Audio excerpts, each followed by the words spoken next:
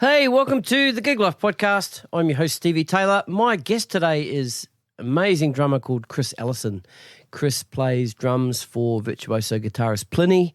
He also plays in a band called Instrumental, which is an original act with his friends. He also plays in Seims, and he also plays in Birdman, or The Unexpected Virtue of a Tony Hawk Pro Skater cover band. That's right, that's the name of the band.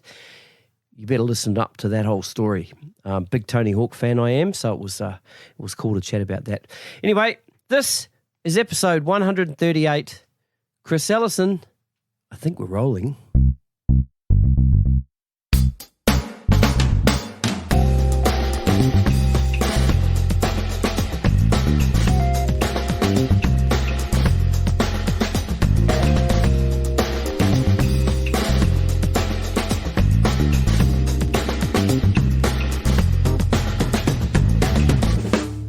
Chris Allison, how are you, man? I'm good, thanks, Stevie. How are you, man? Yeah, good, mate. Good to see you again. And you too. Thanks for coming by. Sweet as. And it was great to finally see you play. A few weeks ago, we had the Inner West Drum Fest. Yeah, man. So it was yourself and Gordo and Tully and Holly. Yeah, and yeah.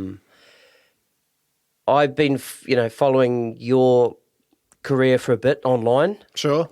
Been meaning to get to a show. I did see Plini play once, but you weren't playing in the band at that stage. I think Would have been with Troy Wright was sure. playing. Yeah. I was probably at the same gig then. It was at the Vanguard. Okay, not at that one then. Yeah. Well, it used to be called, the Vanguard used to be called something else. So it was Vanguard, then it became something else. Yeah, I can't remember what it was called yeah, either. yeah. It changed. Too many changes. Yeah, but we went to see Heavy Metal Ninjas. Have you heard of Heavy Metal Ninjas? We played with them when we were in New Zealand in when was that? 2019. Awesome. Yeah.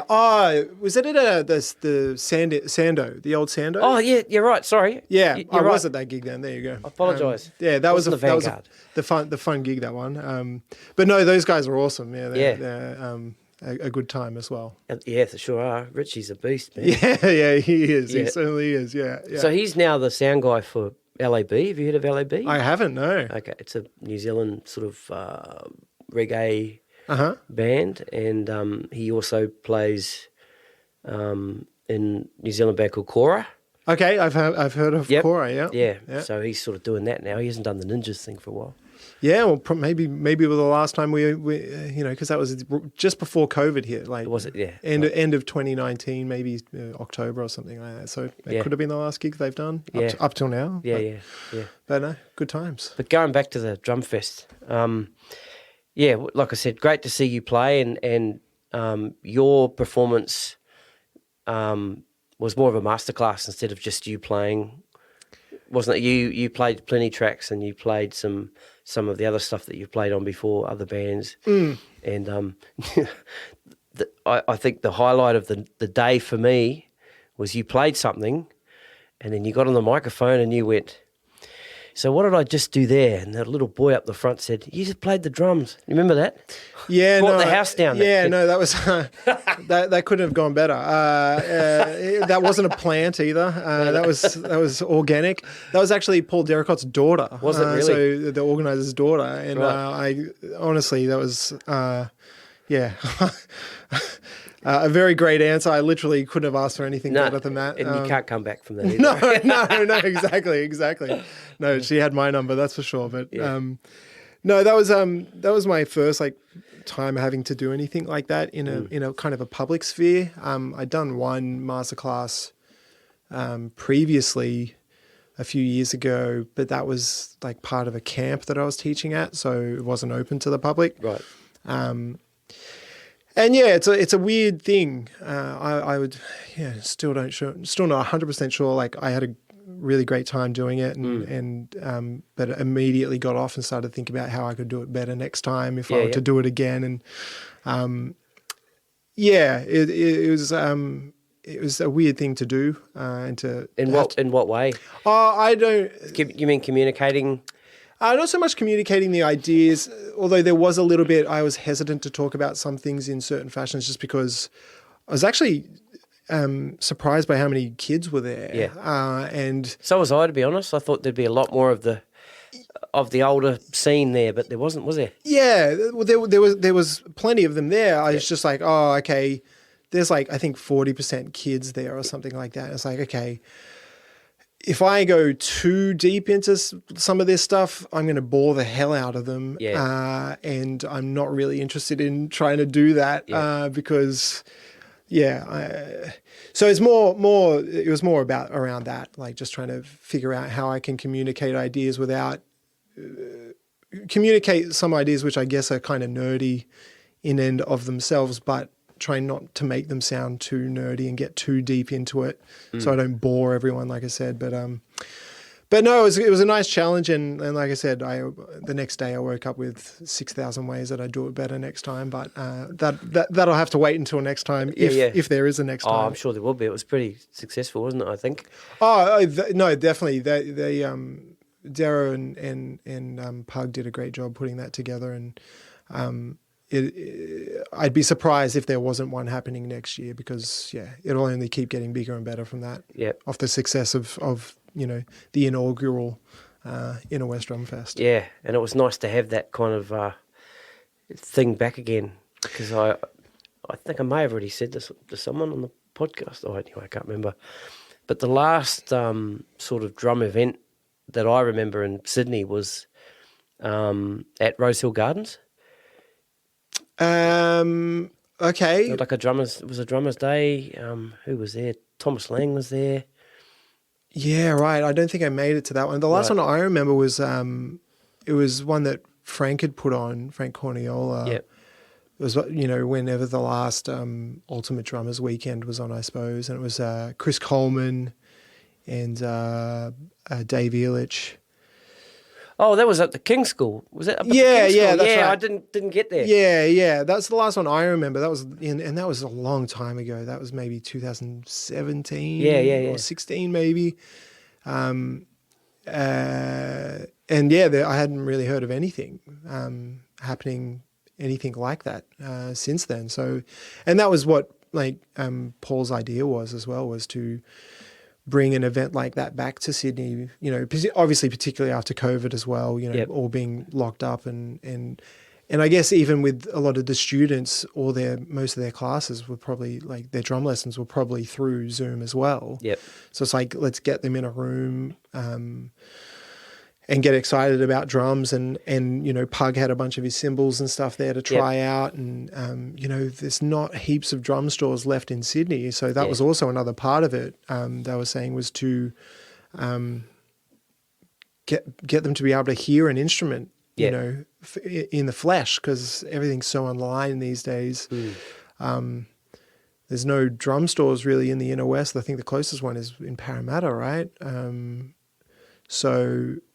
Drum Factory? Yeah, Drum Factory. Yeah, exactly. So it's like, he was just, it was kind of like bringing back a lot of that stuff, which was awesome, man. And everyone that was sat down at the kit, they were all super excited to jam away on all the cymbals, and the beautiful kits that they had there too, that Steele had brought down as well. So, no, man, like really, really happy to be a part of it, and really honoured to be part of it, to be honest. But lessons learned as well. So but it was great to. I don't know if I'd properly met Gordo before, so it was nice to just have a chat to him, and he was very, very lovely, and his set was unbelievable as well. Yeah, totally, no wonder that guy's the legend that he is. Good Lord, that was really amazing. And then Tully as well, and I'd not met Holly before either, and then seeing her do her thing was great. Was really, really cool. Very, very unique, and I felt very uncreative getting up after her, but that's just the nature of those things, I suppose. I think you're underselling yourself there. You just got to remember that you created all those drum parts that you played. You may not have felt creative on the day, but after going up after that, it was definitely she was awesome. Yes. How did you choose the tracks that you played? I just prepared a bunch of different songs and kind of felt it out on the day, to be honest. Okay. So I think I prepared maybe seven to 8 songs, and maybe played 4 to 5 off the top of my head. And I basically chose them. to talk about more about the creative side, about coming up with some of the parts, how I did come up with them, and Yep. so a lot of them are like odd time based songs. So that's inevitable to have to talk about some of that stuff too, which I'm not. Usually, I don't really think about that side of it all that much. Although I have a good understanding of it, I just don't try to think about it. But so there's a few songs that I had to talk about that stuff. So I would, like, there's one song that I played called "The Glass Bead Game." Oh, that song! Oh. Talk about a song with moments, right? And sure. events. That song. Yeah, well, magic, yeah. As I was just saying before we were rolling. That was one song that when I heard the demo for, I was kind of really just, I think I messaged Plini straight away. I was like, oh, I think you've hit it out of the park with this. Like everything else he'd sent up to that point was amazing as well. But it's just like, man, this is epic. Like it was epic. Yeah, that's a good word for it. Yeah. That word gets thrown around a lot, but it feels apt. It feels apt for that song, definitely. So yeah, that song, it's all actually 15, the same tempo, but it's just the way that I break up the 15 to make it feel like it's slowing down or speeding up or whatever. But realistically, you could sit there with a click the whole song and it would match up perfectly throughout the whole thing. So that it's hard not to talk about something like that, I suppose. So yeah, that was basically how I chose them. And Paul had asked me to play an original that I'd written with a trio that I play in called Instrumental, because Instrumental and Paul's band Coast had done a few gigs together. Okay, gotcha. And that is written very differently to how Plini's stuff is written, which I think I may have even mentioned on the day. But it's like when Plini sends me a song, or to any drummer that he sends a song, it's the composition is written in terms of the structure's not changing. Yep. More or less not changing. So the song itself is finished. The drum part is obviously going to change. But with this other band, we're in a room. We're writing old school in a room together, throwing ideas at each other. So it was just kind of to highlight the difference, that you can do it both ways and it can work. One's not necessarily better than the other. They're just two different ways of working. So that was basically how I chose the songs, and ones that I thought were fun too. That's definitely, it's important to have fun. So that also went into it as well. Good stuff. Yeah, it was cool to see you playing live, man. It's awesome. Oh, thank you, man, Yeah. and thanks for coming and checking it out. It was, sweet as. Again, like a privilege to be a part of it and an honour to be a part of it, and looking forward to attending next year's one. Good stuff. So what's a day in the life of Chris Allison at the moment? I mean, I know we're coming up to Christmas. We're here in your drum space, and you teach. So does your teaching go right up till Christmas? Yeah, more or less. So I teach privately, so it's whenever I kind of decide to pull the plug for the year, more or less. And it's dropping down there. Sorry. You're right. So I teach up. I can teach through if I want. I can take some time off. It's up to me basically. So I finish up on the 23rd, so on Friday. Before Christmas, and I might do a little bit in between New Year's, but probably not. But a day in the life of me at the moment, you probably don't know this, but I became a father. I did know that. You did know that? Okay, Yep. There you go. Okay. I became a father in July. So Congratulations. Oh, thank you so welcome. much. Yeah. No, it's a great club to be part of. Yeah. Loving every minute of it. So that's actually taking up more time than the drumming at the minute, which is great. I'm happy, very ecstatic to be able to do that and have the time to do that. So your partner's working? No, not at the moment. Okay. No. She's so the little guy's 5 months old. Yep. At the moment. So we just planned ahead for it all basically, Good stuff. and she's done a little bit of work, but she's a freelancer as well. So she's gone back for a little bit of work here and there, but nothing, very strict. So, man, to be honest, that's taking up most of my days. Like, I come in here to teach in the afternoons and evenings, and but other than that, I'm kind of just at home hanging out with the little man and just soaking in all that time and all the laughs and all the cries and all that sort of stuff. Yeah. Particularly because at the beginning of next year, like, I'm going to be away a little bit. A little bit. Bit. Most of the year. Looking at the tour schedule today.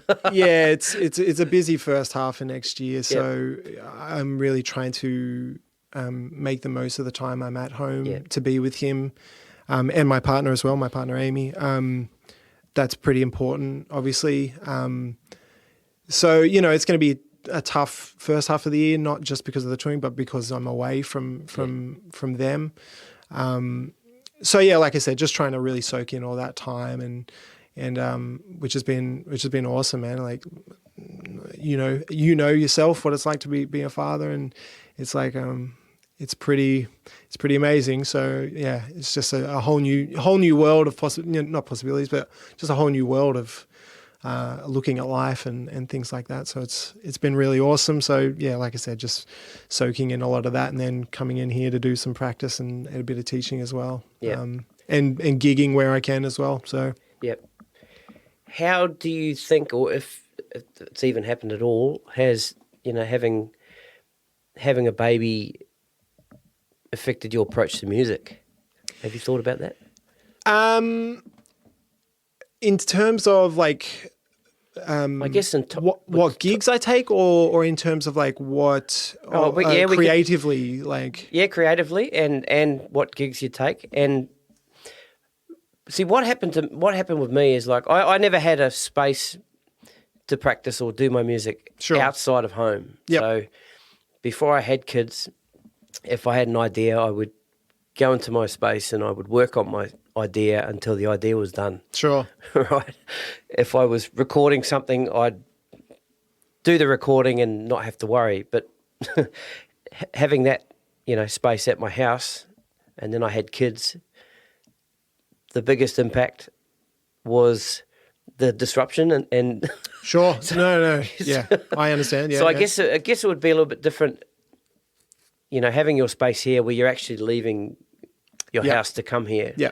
And I suppose if you're pushed for time, you can make the most of your time that you've got here, right?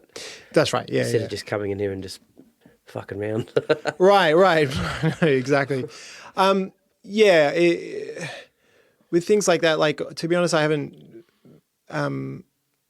creatively not been doing a great deal, like, in terms of like thinking about new music. There's a few like session things that I've done. Yep. My approach hasn't really changed in terms of like how I've thought about that. It is just, I guess, condensed in terms of time. Like, I wouldn't, like you said, just come in here for like 9 hours and just hang out by myself, because that would be pretty unfair, and also just missing out on that time as well. So it's just prioritizing, like, there would have been a time where I would have come in every day. I'm not doing that at the moment. There'll be days where I have days off where I just take it and just hang out with the little man and my partner as well. So, it's just kind of prioritizing that stuff. And if I don't necessarily need to be in here, I might not come in. And it's just, the thing is just not feeling bad about doing that, in the past I would have probably stressed about it or just felt like I was losing, my skills or whatever. But that's just a weird thing you tell yourself. It's not actually true. Isn't it? Like you leave the kit for a week and it's like, not like, you're going to forget everything about the kit you've spent, I spent 20 plus years playing. So it's just putting that kind of in perspective, I suppose. And in terms of gigs, like, it's how much do I want to be away from my partner, like my family, basically. So thankfully, the Plini gig is a pretty easy one. Like, we get along all really well. There's never any issues.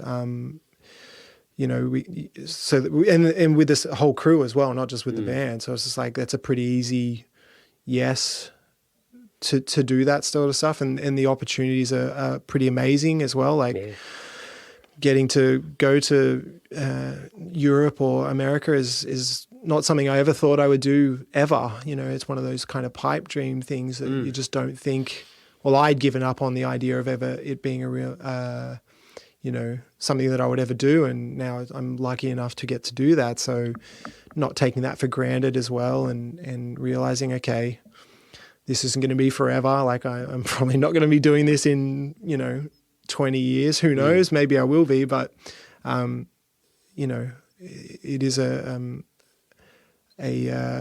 something I'm very grateful for. So, putting all that into perspective makes that pretty easy to say yes to. So that is things like that, just weighing up, is this going to be worth my time to be away from my family? Yep. You often hear about people talking about like the three things a gig needs to have. It's like either is the money, the hang, or the music. If it's not meeting two of those three, maybe it's not worth your time. So things like that now make a bit more sense. Yeah. It made sense before, but it makes a lot more sense now that the little guy's around. And obviously, it's not just the fact that I'm away from him. It's also the impact that then has on Amy, my partner Amy. Our family are all up on the Central Coast, so it's not like someone can just pop around in 10 minutes and help us look after the little guy. So it's an added stress on her life for me to go away. So it's like, it's obviously a conversation I need to have with her, and she's very supportive still. She's very supportive. But it is that thing where... Has she given you a timeline before the support drops? No, I'm kidding. No, not yet, but it's on the cards probably. No, she's been very supportive from day one of me doing this. It is an evolving conversation. If it does become untenable, then, that's just, we'll have to figure out what happens from there. But at the moment, we made it work. Like I've been away once so far. I was away for 3 weeks, and it wasn't easy for her by any stretch. And like my folks were away at that time as well, so we couldn't even count on them to help out at all. And and we can't just put it all on her mum and her dad and stepmom. So that was tough, but we got through it, and she managed, and so it's working so far. So, but it is an evolving conversation. So, that's the other side of music that often isn't talked about. Is how do you make a relationship work, and honestly, that's probably more important in a lot of ways, and that's the way I treat it anyway. It's like, if she's not happy, then okay, I need to spend the rest of my life with her. So, I'd like to, so it's making sure that is the priority. I can always find something else to do to make money if I need to. If I can't do drums anymore, I can't do music, I'll survive somehow. We all do. So, so that's the priority with that. I think I answered that question. You did. I'm glad you did get it to a point of an answer, because when I started asking the question, I was going all over the place. So you and me both, I think. Yeah. Sorry, listeners. No, all good. All right, let's roll it right back, man. So you're originally from, you were born in Wagga? Correct. Right, so let's talk a little bit about your days in Wagga, and is your mum and dad musical? My old man and his whole side of the family extremely musical. Okay. My mother's side of the family not at all. Same as my. Okay, family. there you go. Same. There you go. So yeah, my old man was a bass player and a sound engineer, both live and in the studio as well, down there. And my uncle, his brother, is a guitar player, and he runs a music store down there called Allison Music. And and he is basically the guy down there. Like he does all the gig, like heaps of gigs down there, and they were like the gruesome twosome in the 70s and 80s and early 90s down there. So they would do all the shows, like all the musicals that come through town. They did all the function bands and all that sort of stuff down there. They had a Blues Brothers tribute band. They had their own original kind of pub rock kind of thing going on. So they were, playing all the time. So I grew up with that, basically. He was also working as in the plumbing industry, so not as a plumber, but in the industry, so like selling toilets to simplify it, I guess. So he would do both of those things. They'd go out, get home at 3 a.m. and then wake up at 7 and be at the office by whatever time, So yeah, I grew up with that around me, and I love music from an early age, mainly thanks to there being music around the house. Like there's pictures of me, like as a little kid, playing they would rehearse at the house. Yeah. So there was a drum kit, and then there's a picture of me, like my hands above my head, standing up behind the kit, trying to play it. And I oddly didn't start playing drums till much later. But yeah, I was constantly surrounded by music. So I, started playing piano and guitar, and tried my hand at guitar. Didn't work out so well. But constantly around music. And we left Wagga when I was about 11 or so, and moved up to the Central Coast. So my old man gave up music at that point. Okay. Because he got offered this job up on the coast, in the same industry, so in the plumbing industry, and so we moved up here for that, and he kind of, for lack of a better term, he gave up music to give us a better opportunity to come up to the coast, and it was a good work opportunity for him too. So, it made sense. So yeah, so I've been trying over the last couple of years to really get him to pick up bass again, because he was a great bass player. He'll tell you otherwise, but he was a great bass player. So I'm just trying to encourage him to pick it up again. Not bearing fruit at the moment, but it won't stop me from trying. Yeah. Write a song and tell them you need a bass player. And all my friends are booked out. Yeah, I've down, Dad. I've recorded stuff in here to get him to like record stuff over, like just like covers and stuff like that, like some Steely Dan songs. They haven't yet. The fruit hasn't. What's the word I'm looking for here? I'm talking. I was thinking falling off the tree, but let's go with that. That works. That metaphor works. The fruit hasn't fallen off the tree just yet, but like I said, I'll keep going with that. And but yeah, my uncle still plays down there all the time. So my grandfather, who I never got to meet because he passed away before I was born, but he was a drummer as well. So my dad's. My grandmother, she was a lap steel player and an organ player as well, so always music around, and they really encouraged my uncle and my dad to play as well. So yeah, they were getting Led Zeppelin records when they were 12 years old and stuff like that, and learning all that. And apparently my uncle would get home from school and just sit there and learn all the riffs from all the Black Sabbath records and stuff like that, and just sit there until dinner time, just rewind. Like apparently you'd hear the sound of the record hit and play, stop, hear the needle scratching backwards, play again, and just until he got it. So so always surrounded by music, and that didn't really stop. Even though Dad stopped playing, there was always music around the house, and when we'd go visit, there was always CDs in the car that we'd be listening to and stuff like that. So always surrounded by music, and I always had a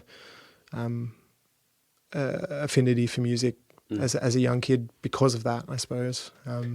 Like probably my earliest memory, funnily enough, is waking up at what I thought was dawn when I was maybe 3, and then going down to the TV and turning on Rage, and then the memory I have is my parents coming down and going, "Chris, what are you doing?"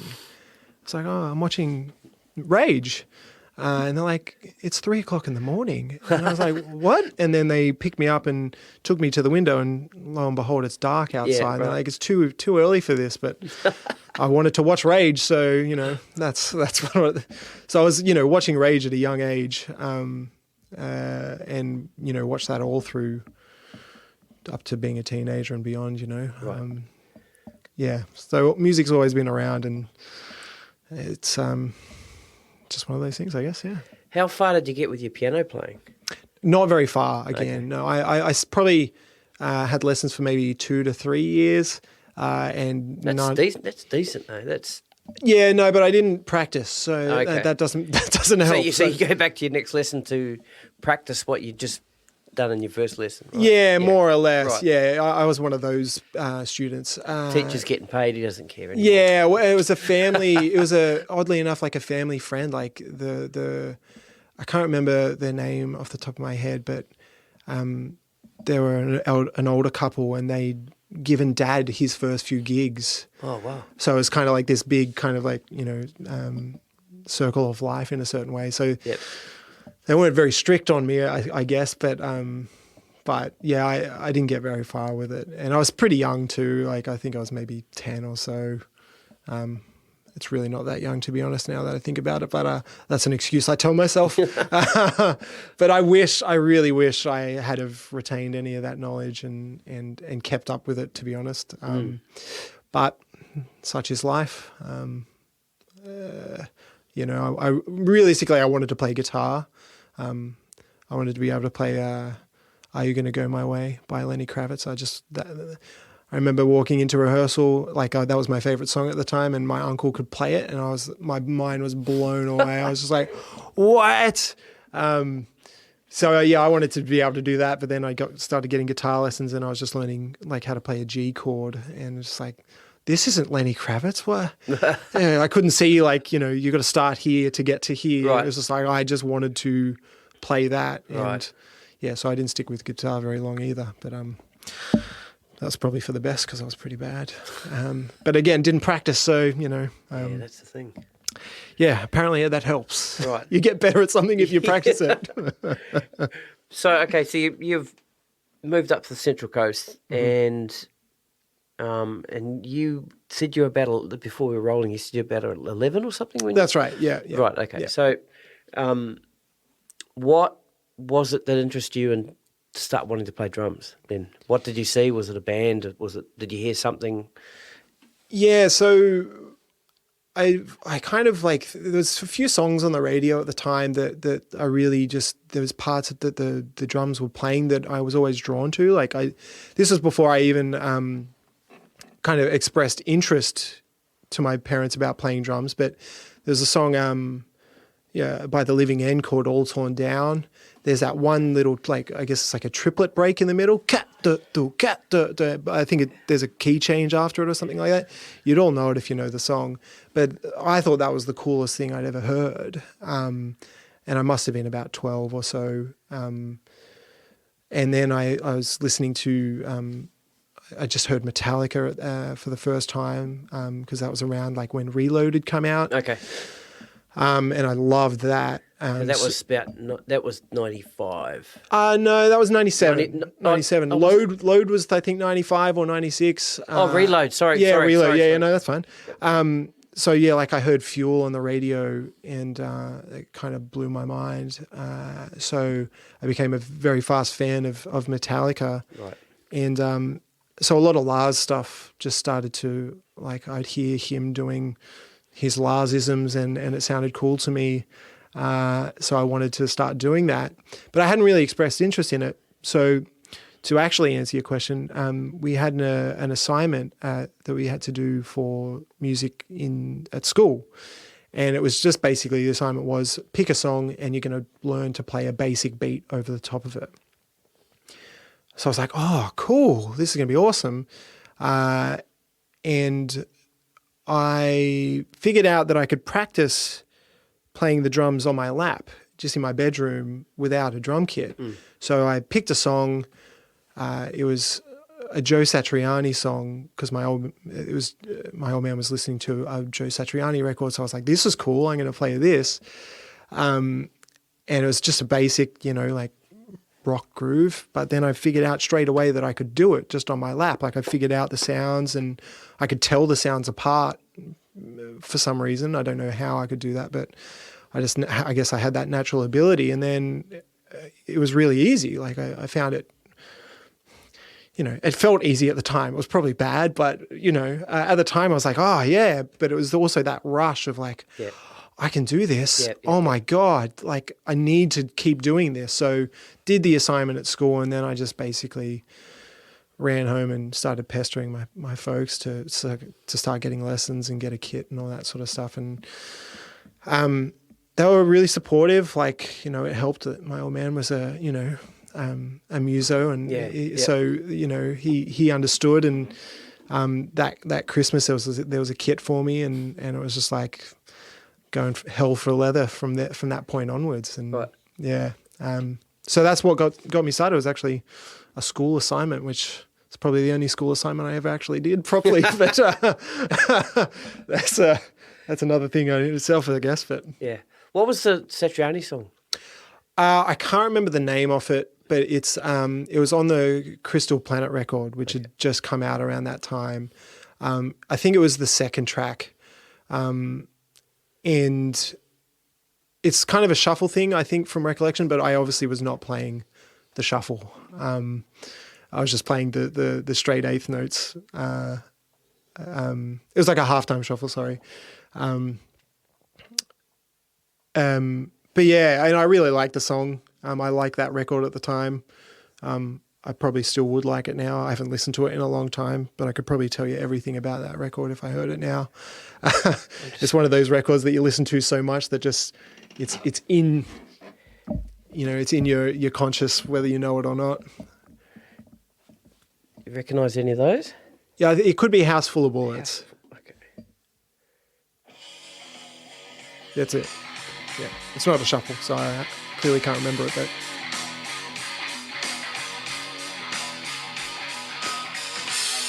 Oh no, it's a triple bill. Yeah, cool.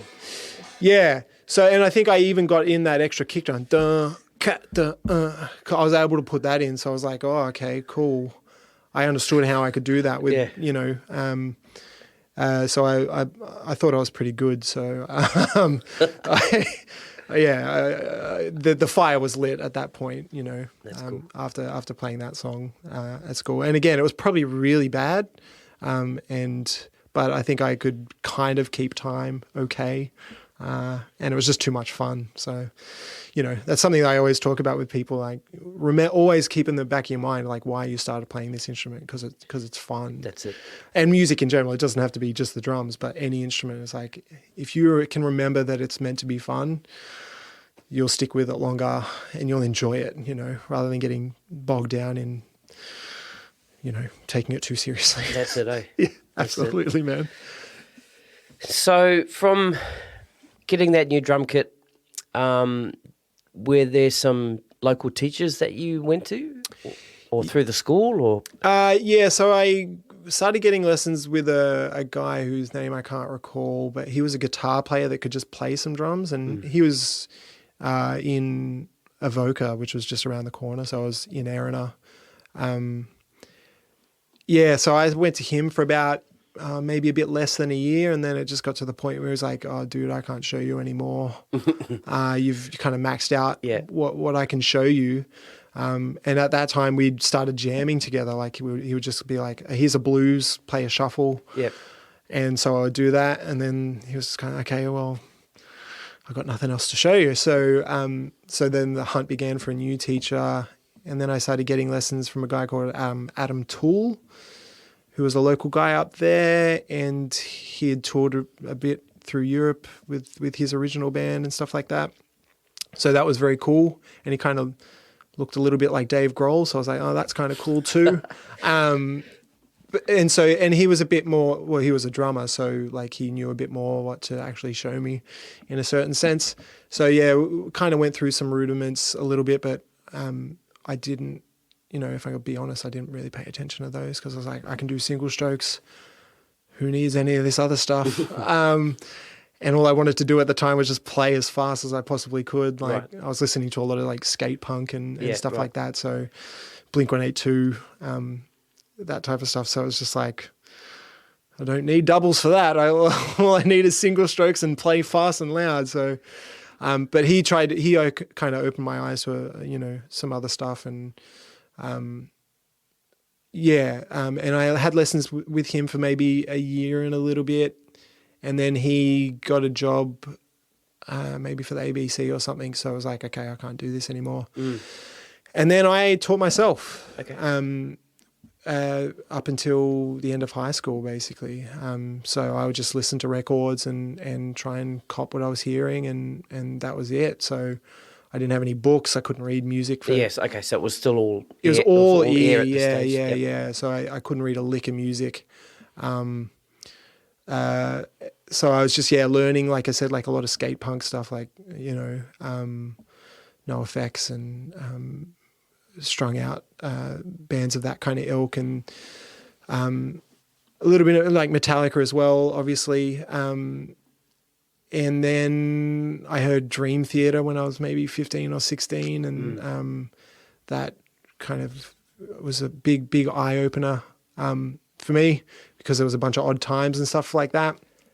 So I had to figure out what the hell was going on and all that sort of stuff. So I just sit there and work out, okay, this is in 7, and I somehow understood that it was in 7. I guess I read forums or something like that to figure out what 7/8 actually was or whatnot. So I would just listen to those songs over and over until I could remember them, and then just play them.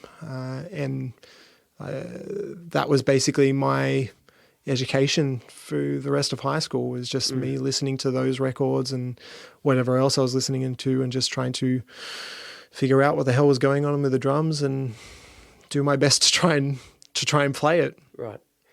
Were any of your friends into that Dream Theater type stuff as well? No. I heard Dream Theater because my old man came back from a work trip, and he had heard a Dream Theater song in a taxi or something like that. And the song was Take the Time, which is off, I think, maybe their first record. And it's got this one riff in it. And he was like, oh my God, this kind of sounds like Toto, like something like Toto would play. Sounds like almost like Lukather. What the hell is this? And the taxi driver told him it's Dream Theater. So he went out and bought like a DVD or something and came back and was like, check this out. And put it on, and I was just like, whoa, what the hell is this? And so he got me into them, and none of my friends cared for Dream Theater, and fair enough too. I don't listen to heaps of I don't listen to any Dream Theater nowadays, but they definitely played a vital role in kind of, they were like a big gateway band. That's the way I kind of think about them, into, figuring out Portnoy stuff for me opened my eyes to guys like Vinny and Weckl and stuff like that, because I'd heard of Vinny and Weckl, up to this point, but I'd listen to something or watch something, and it just went over my head. Like I had no idea what I was listening to. I was like, this doesn't make any sense to me. Give me some single stroke rolls fast around the drums like Travis Barker or something that I can understand. Yeah. But then the Portnoy thing came about, and it was attainable enough that I could understand what was going on. But then I started hearing some of that stuff when I would eventually go back to check out Vinny and Virgil and guys like that, because what led me to do that was the fact that I figured out how to play like all the Dream Theater songs, and I was like 17 years old. And I remember I played this one piece called The Dance of Eternity, which... Another one. You know it, right? So it's a million times, just all this dumb stuff going on it, right? So I played it, and I could remember it all note for note. Like I could almost play it to you there was no record playing, and I could just remember the whole thing. And I was like... I thought Portnoy was the best drummer on the planet. And I was like, man, I can play all his stuff. that means I'm the best drummer on the planet. Good on you. And then I kind of looked around to my surroundings. I was like, no, I'm in like my garage. No one knows who I am. This can't be right. So there was, I guess some sort of self-awareness there. And so I was like, okay, what's the next step? And that was finding out about like Virgil and Vinny and the heavier kind of guys, and kind of opening my ears to that type of stuff. So, but without, the Dream Theater influence, I may not have ever understood that stuff. Right. Or had any interest to check it out in any sort of serious kind of way. So I always credit them with doing that, even if I don't listen to them anymore. Right. Yeah. Do you remember what the first Vinny thing you heard was? It was probably an MP3 off Drummer World, to be honest with you. I would have heard like some of the Sting stuff, but I wouldn't have known that it was Vinny. Okay. Or anything like that at the time. I saw a video of you playing 7 Days. Right. But your take of it, I was watching that today.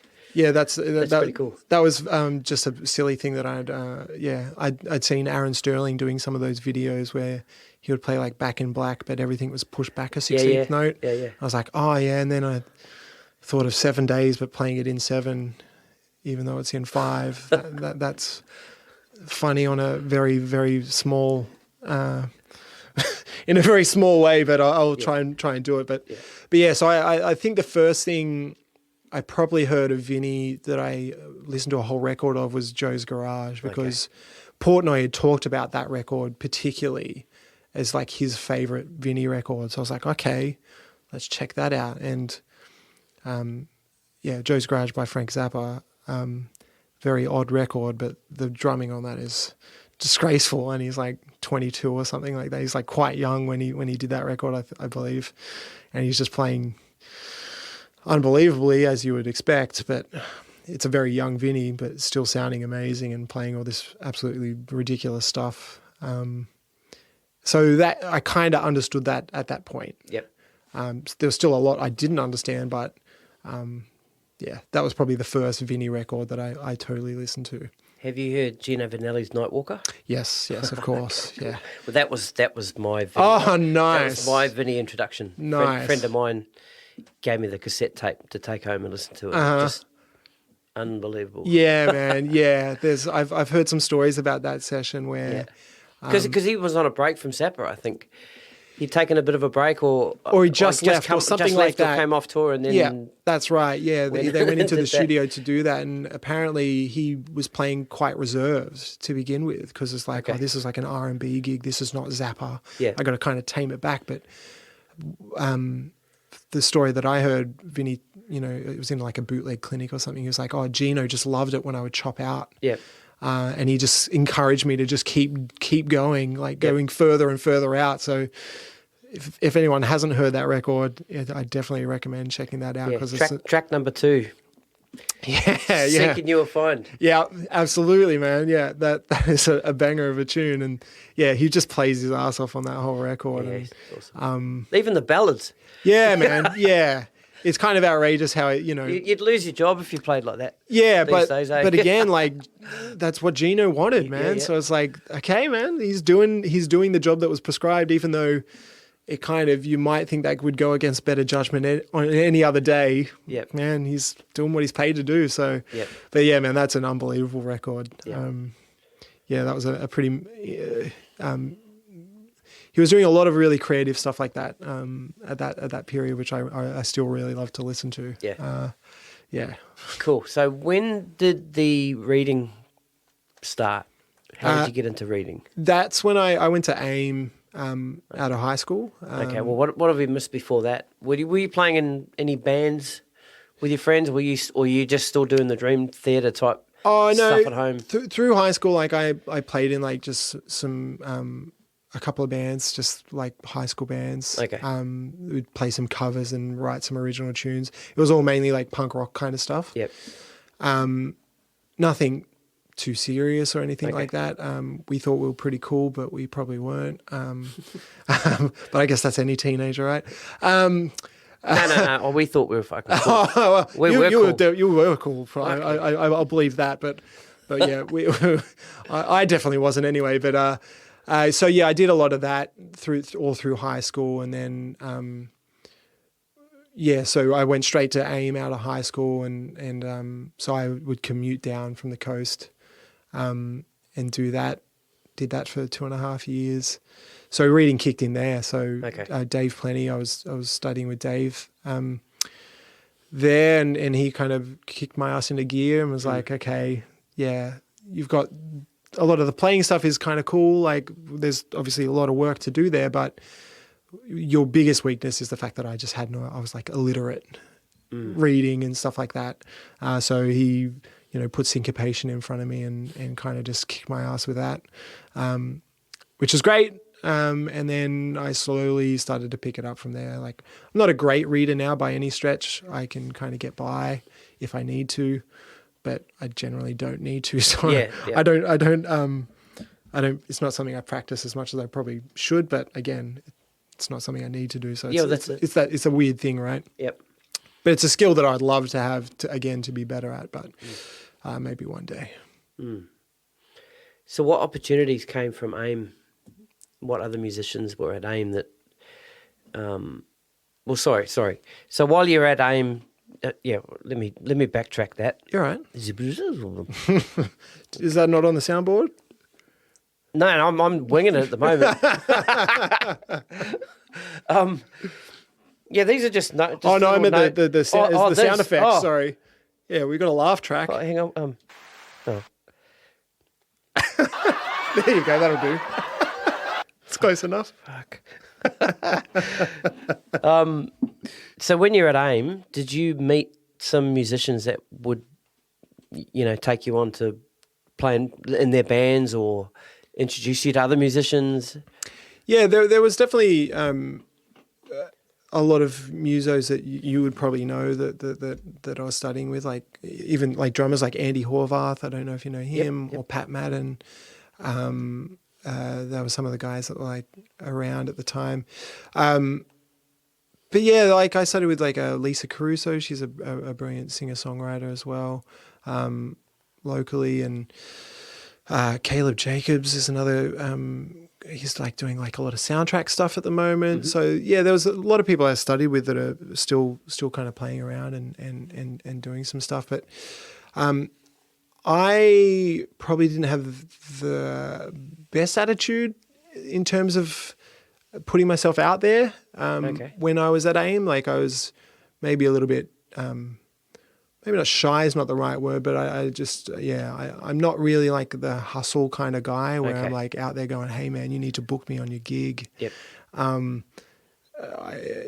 Which is kind of a cool thing, actually. I like that. Yeah, it's good and it's bad. It's one of those kind of double-edged sword things where it's like I just don't feel comfortable doing that. It's just not in my kind of personality to kind of do that. So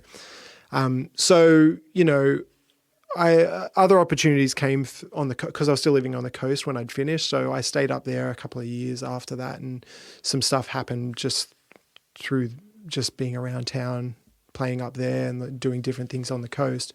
But in terms of Sydney, like nothing really came out of it too much. Like there was a few like, pub gigs and stuff like that, just covers and function stuff that would pop up occasionally, but nothing too kind of serious, I suppose.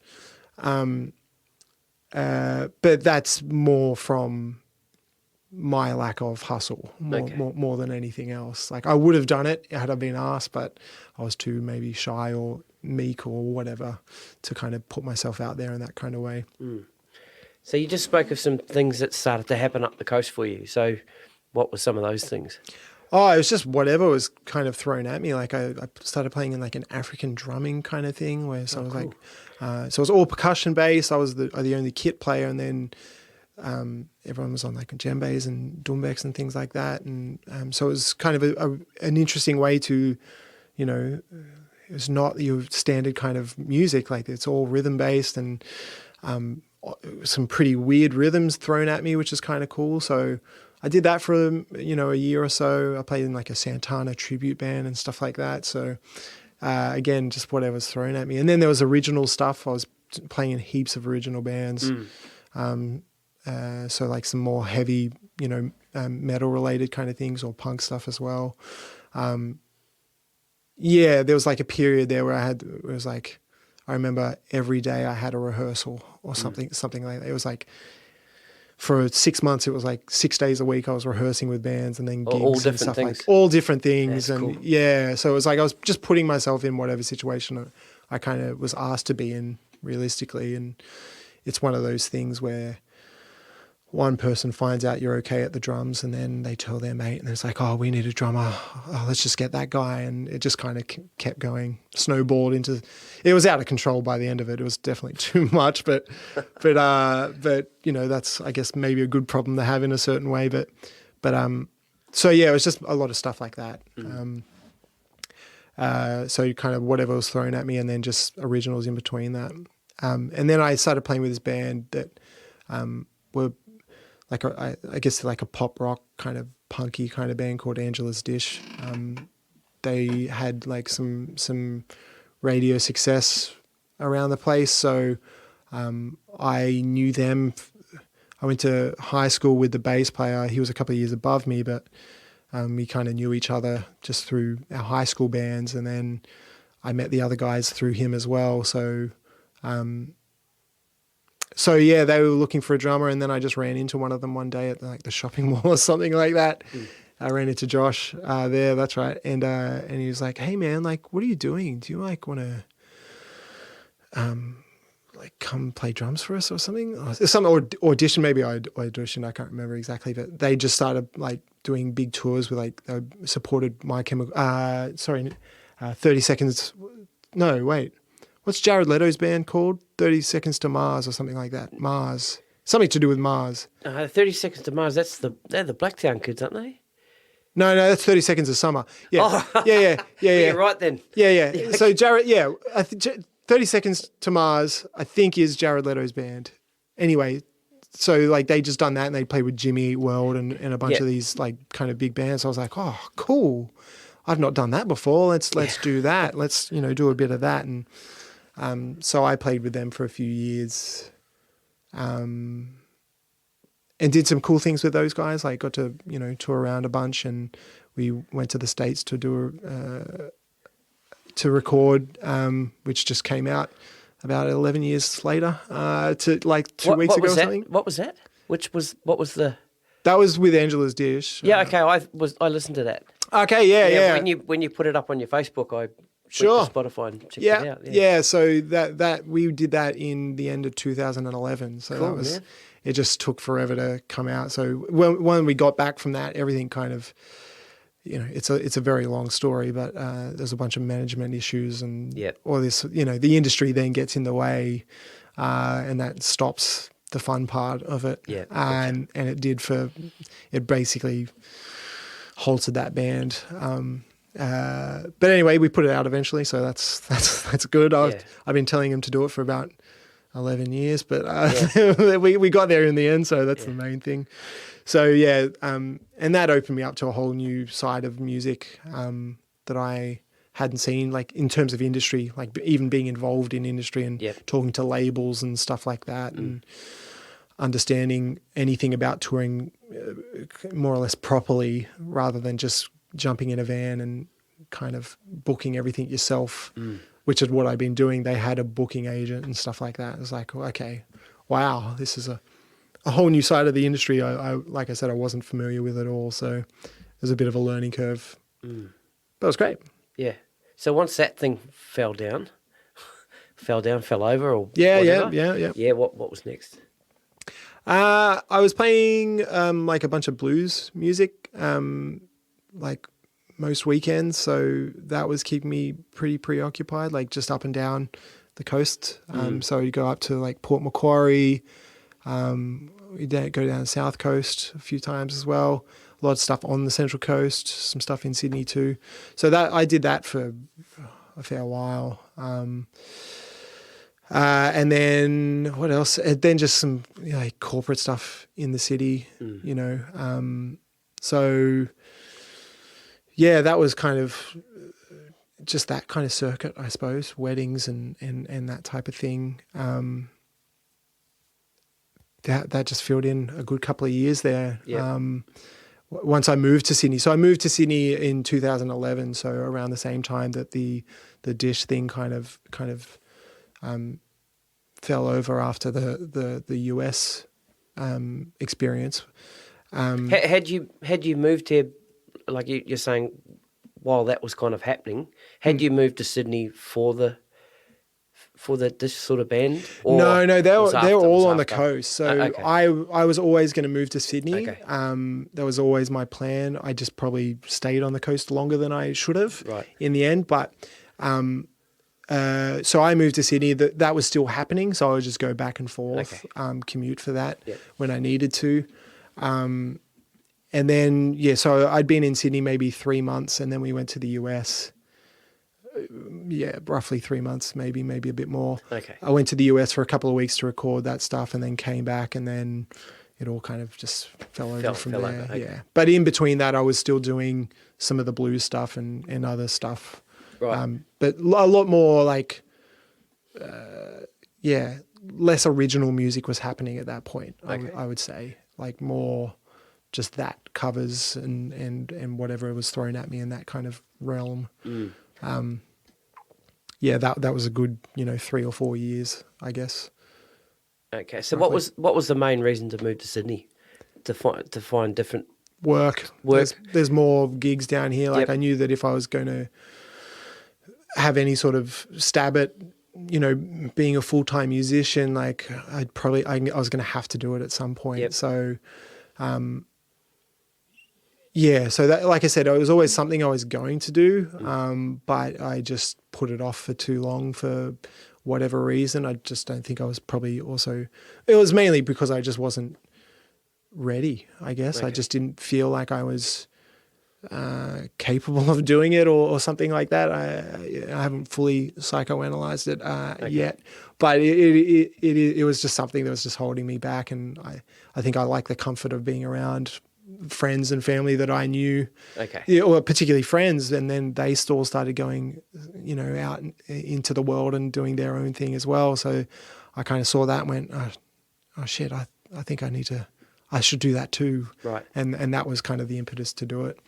So I moved down with my partner in 2011.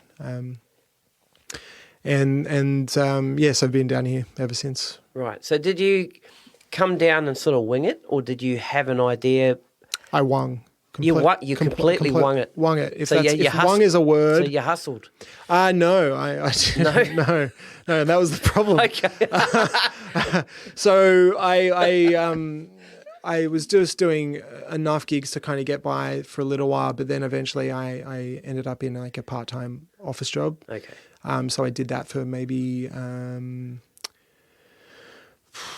2.5, 3 years. Soul destroying. Absolutely. Absolutely. Like Photos of Mike Portnoy on you. no, not at that point. No, that was probably like a low point. If Yep. I was just not happy at all, Yep. But I just stuck with it because it was safe and I was getting a steady paycheck, which always helps. And living in Sydney is not cheap, so it's like that safety net was kind of good. And I'd saved up some money, in the lead up to coming to Sydney, so I gave myself like a buffer period of however long. But it just got to that point where I was like, okay, I can't really just wing it off this money, and I'm not making enough money off gigs to live any other way. So so I did that for, like I said, maybe 2.5 years, 3 years maybe, and then a good friend of mine, Simon Grove, who I met on the Central Coast, he was teaching at a place in Turramurra, and he was like looking for a drum teacher. Hey man, do you want to do this? It's 3 days work or whatever. And I was like, I'm better off doing 3 days work teaching drums than I am, in this office here hating myself for being in an office. So I went and did that, and then it all became about music again, and it kind of rejuvenated a lot there was a few other things that I did around that time to kind of rejuvenate it, because I had kind of contemplated giving up music during that kind of time, just because nothing was kind of happening in ways that I wanted it to, and I wasn't, again, because the anti-hustle in me was not helping that fact, right? So so I was looking at other avenues that I could kind of make a living as a career, because I knew I didn't want to be in an office. So it was like, what else could I do? Started looking at options, and then around that time I started thinking, oh, look, what is it? Why am I not enjoying music? And, you know, the whole collapse of the Dish thing had contributed to my not enjoying it, because it was just not, it was ugly scene to kind of be around, like, not with the guys, but just with the label and all that sort of stuff. It was just bad. And then it was just all the cover stuff and that, it just kind of got to me. I realized I wasn't playing enough original music. So I then started playing more original music again. And then all of a sudden I found myself enjoying music. And that was, around the time when I started playing with Seims, who I still do a lot of stuff for, play with now. That's where that kind of came out. You know, it was around the same time. And then I ended up being in like 4 or 5 original bands again. Not making all that much money, or any money probably, but I was enjoying music again. Yeah. And that was kind of like eye-opening. And then this teaching thing came about. So I was like, oh my God, now I'm making money off music again. Oh, fantastic. And it all kind of just went north from there, I guess. Like, it was all a steady rise from there to where we are today. So, and you know, I had a few other friends, like a good buddy of mine, Simon Dawes, was always in my ear saying, "You got to start teaching, man. You should do that." And I was like, yeah, because I taught on the coast, and when I came to Sydney, I was kind of like, I was burnt out of teaching a little bit, so I didn't do it. So he was always encouraging me to get back into it, but I always kind of just like, I'm safe. Why would I jump out of this thing? And then that opportunity came about. I was like, okay, I have to do this. If I'm going to give it an honest shot, I need to do this. So I took that teaching gig, and yeah, like I said, that led to everything else basically. Hey, I hope you're enjoying this episode of the podcast. As you know, the Gig Life podcast is free. You don't have to pay anything ever. But if you find the value in the Gig Life podcast, you can donate or leave a tip. Go to thegiglifepodcast.com, click on that donate button, and give as little or as much as you like. And just know that anything you give will go back into creating great content for this podcast. All right, back to the episode. So, tell us a little bit more about the Seims thing. Yeah, so that's it's similar to Plini in that it's essentially a solo artist, for lack of a better term, and he employs me to play drums, and the band around him. Yep. And it's also similar to Plini in that he basically lets me do whatever I want. So which is great, because I can, you know, be as stupid as I want with my drum parts and make them super complicated if I really want to, or really simple if I want to. Obviously within reason of it being hopefully musical.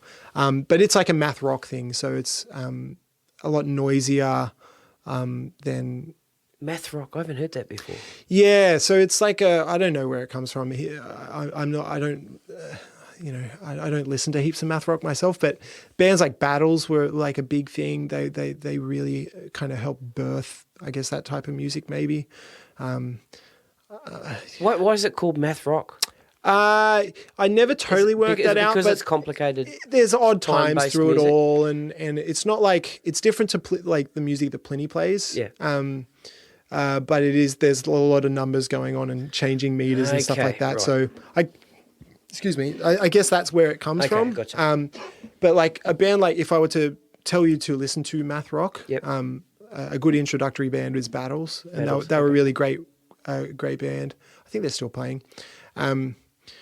But they put out this record Mirrored in about maybe 2008, and that was when I first became exposed to it. Okay. To the term math rock. I'd heard of math metal and stuff like that, but math rock was something that had definitely eluded me, and it's kind of it's instrumental for the most part as well. Yep. And so it was when I first joined, it was me on drums, Sim on bass, and he would play like some keys and stuff like that as well. Sam Schumack on guitar, and then Paul Murchison playing trumpet and synths as well.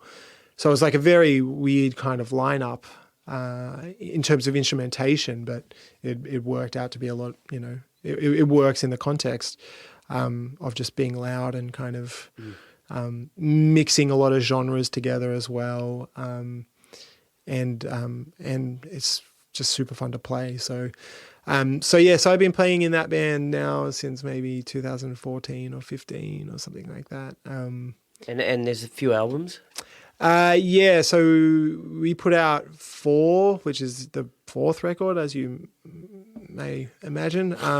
Math. It's math. There's some math for you. Yeah. Man, we're geniuses, I tell you. Yeah. So there's 4 records, and I play on the last 2, so 3 and 4. The first 2, I think he played drums on it, or he programmed it. I think he played it. So that last record came out last year, maybe this time last year. Yep. And he went over to the UK this year and did some shows at over there at a big festival called Arctangent, which is like the festival for math rock, basically. Okay. I wasn't able to go because it was just after the little guy was born, so I was I couldn't make it. Yeah. Not unfortunate. It was unfortunate I couldn't make it, but it was for the best reason possible. Yes. For the only reason that'll keep you in the band. Yeah, exactly. Yeah, exactly. But no, so he's been a big kind of what's the word I'm looking for? Like cheerleader of mine, I suppose. Yeah, cool. So he also plays in the Tony Hawk tribute band thing that I do. So that was his idea. So he got me involved in that too, and we've done a few other bits and pieces around the joint as well. But he's been a big cheerleader of mine since he asked me to join his band, which has been great. And so we've been playing together now for, has it been 8 years? That can't be right. It must be. Yeah, time. So that's a lot of fun, and he's got some big things planned for next year as well, which unfortunately I won't be able to be involved in just because of scheduling clashes, but he'll be going over to Belgium and going back to the UK and stuff like that. So, that's really super exciting, and I'm glad that he's getting to do that type of stuff because I enjoy playing that stuff. So it's good that it gets exposed to the wider masses and stuff like that. So really stoked that he's getting to do that stuff, and hopefully I'll be able to join one of the tours. But I guess it's a good problem to have. Yeah. You just mentioned the Tony Hawk band. So this band is called Birdman, or The Unexpected Virtue of a Tony Hawk Pro Skater Cover Band. That is the actual name of the band. That is the full name, right. Shortened to Birdman. Okay. And sometimes Birdman THPS. Yeah, that's right. Yeah. Okay. So me being a skater back in the 80s. Ah, nice. I was. So I came through that very early Bones Brigade era. Yep. Nice. I used to have Tony Hawk skateboards. I was the first to have the Tony Hawk Mini skateboard in my hometown. Yeah, right? Cool. Got to meet the Bones Brigade once. Yep. We they had a demo on and was a town over in Wellington. So we jumped in a van with my mate's dad and he drove us over there. But it was raining, but we got to meet them. Awesome, man. And they signed our shit. So anyway, tell us about the band. I don't want to look at my notes and have to read it all out again. But it's a big name. THPS. Yeah, so that literally started as a joke. Yep. So the idea was the name came first. Okay. because it was just after the movie Birdman, and the unexpected virtue of ignorance or something like that. So it was that I don't know if you ever saw that. It was the movie that Antonio Sanchez, he did the soundtrack to, and it's just him improvising drums over it. It's a really cool soundtrack. So they kind of just put that together with Tony Hawk, and they're like, oh, we should do a Tony Hawk cover band where we only play the songs from the soundtrack. And they were just talking about it. So it was Josh and Sim who came up with this. Josh plays sorry, guitar. and this is only play songs from the Tony Hawk games. Correct. Yes. Right. Yep. The soundtrack from the games. From the games. Yeah. Right. Yeah. Specifically from the first 4 games. Okay. If we're getting very specific.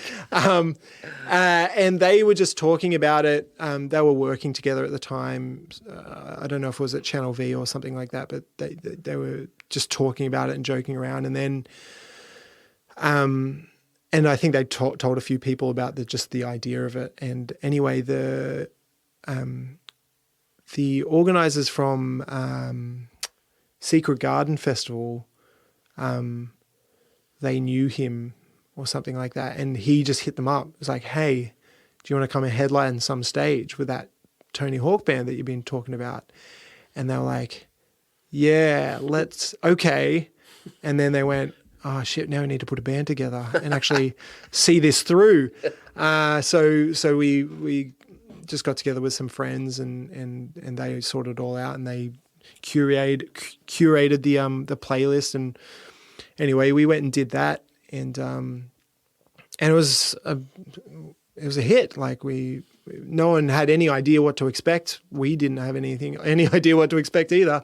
But we played this kind of one of the stages at the festival, and it was like 300 kids there or something like that. There was a lot of people there, and they were all going crazy and just loving hearing all these songs that they probably hadn't heard in 15, 20 years or something like that. So that was 2017, I want to say. And then, a few other kind of crazy things happened. Like we got booked for Vivid, and we played at the King's Cross Hotel. And after we got booked to do 2 sets. So we're doing a whole night there, and we had all these games and stuff, had letters up around the skate up around the venue, and you could win prizes and all this sort of stuff. Anyway, we played 3.5 songs and we got kicked off because of a noise complaint. Okay. In the middle of King's Cross on a Wednesday night at 9:00. Shit's starting to change, eh? Yeah. So that was at the height of Keep Sydney Open, and so the lockout, all that stuff had come into effect, and it was just like, this was part of Vivid Festival, which is meant to be, bringing the arts to Sydney and all that sort of stuff. So it was just this kind of, it was really bizarre. And anyway, so because some of the guys work in television, they were able to kind of get a thing in the project the next day. So on the project, so Sim went on the project and had a chat to them about the whole thing, and it kind of blew up a little bit. And so band got a bit of kind of recognition from that, and Tony Hawk actually ended up seeing some of the stuff, like some of the videos, and he eventually followed us on Twitter or something like that. And I was like, okay, well, if Tony Hawk follows us on Twitter, that's the peak of the band. That's kind of, it doesn't get much better than that. Like, that's kind of ridiculous and surreal. But a couple of weeks later, this is in 2019. Beginning of 2019, he sent us a DM or an email, something. And it was like, hey, what do you guys reckon about coming over to the US to do this gig that I'm putting on, because it's the 20th anniversary of the first game coming out on PlayStation. And we're like, yeah, of course we're going to do that. Yeah, absolutely. Yeah. So, Tony Hawk just asked us to do a gig, what the hell? And so the original idea was to book every single one of the bands on the soundtrack to come and play one song and then get off, and then massive. Yeah. And then he was just like, that's a logistical nightmare and expensive. Yeah. hey, here's this dumb band from Australia that I've seen. Let's get them over to come and play all the songs. All the songs. Yeah, and Bad Religion, they played a full set, so they headlined, and so it was a charity event. So he flew us over there, and he hung out with us. Like he came to a rehearsal and met us, and he ended up singing a song with us. We went to his like headquarters, like and he's got a giant skate ramp in there, and he's put on a bit of a demo for us. Yeah, I've seen the short video of you guys are all sitting over the coping, and he jumps over us. Yeah, he just goes, "Hey, how about I jump all over you guys?" And I was like, "What the hell? Yeah, sure, man." And he did that first go. You're on the end. I was on the end. He misjudged it. Yeah. I had faith. I had faith. Yeah. It's this one guy. Yeah, exactly. Yeah. He's the greatest. So I was like, but he couldn't have been a nicer guy as well. Like super hospitable, still very aware of who he is, and knew that, he means something to people in a certain sense. Like that, the video that you've seen of him skating over us, he went away for a little bit and signed that board and gave it to us to take home. It's like, he doesn't need to do that, but that's just the type of guy that he is. And it's kind of, we just did some gigs over the weekend for the first time in a while. So it's a lot of fun. It's just I really like it because it's music that I grew up with. Yeah. That I don't have to think about at all. So it's like that music is burnt into my brain. Gotcha. So I literally don't have to be in here to practice any of it.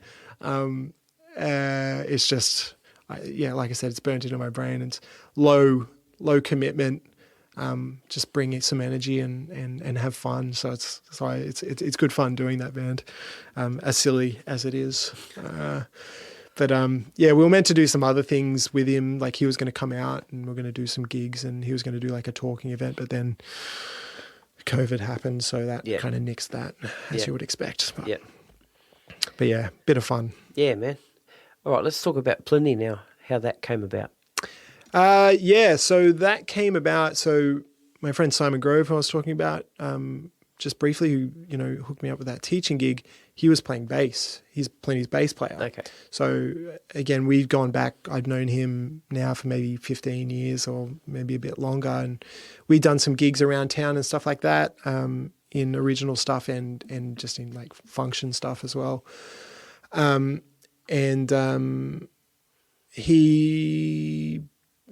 Plini through him. I had no idea who he was. I saw one day Simon promoted this EP that he just played bass on, and he's like, "Oh yeah, it's this playing on The End of Everything by Plini, and it's got Marco Miniman on drums." And I just went, "What the hell? Like Simo's playing with Marco Miniman? What the hell? This is unreal." So I got to check this out. So I listened to it and I was like, "Oh man, this is really sick." And who the hell is Plini? What the hell is this? I found out it's like, it's just this kid from Bondi who's just real sick at guitar and can write some cool tunes. And Simo, okay, wow, that's kind of crazy. And anyway, so they started doing live shows not long after that EP came out. So I went and checked it out and saw them with Heavy Metal Ninjas, the same gig you were at. And I just met him kind of just through being at the gigs and knowing Simo, and had some kind of fleeting conversations with him, nothing too serious. And in 2016, they were basically away all year. They did 2 US tours and a European tour. Yeah, playing with Animals as leaders and bands like Intervals and stuff like that as well. So I was just like, oh man, I was so stoked for Simo to get to do that. Like this guy I kind of, I've known for so long now, and so unreal that he's doing all that stuff. So, and then the trio that I play in instrumental with Simon and my other buddy Simon, we were doing a gig in Sydney somewhere, and Plini came to it. And we were just chatting, and he just started asking me some questions. He was like, "Oh, hey man, do you play double kick?" Because backstory, in instrumental, I don't play double kick. It's all single stuff. Yep. And I was like, oh, yeah, man, yeah, I do. But I just don't do it in this project or whatever. And he's like, interesting. And then I was kind of like, oh, that's a weird question. Whatever, dude. See, I'm going to go play my gig.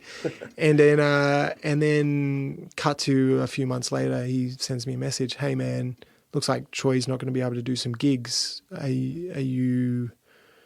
you be down to step in, like just to fill in? And I was like, fuck yeah, absolutely. The problem was, though, I was in Spain on a holiday. Me and my partner, Amy, we went to Europe for 3 months, and it was the second week of a 3-month vacation with no drums. And it was maybe 3 weeks after I was due to get back. So I was like, oh shit, now I'm going to have to somehow learn all this music.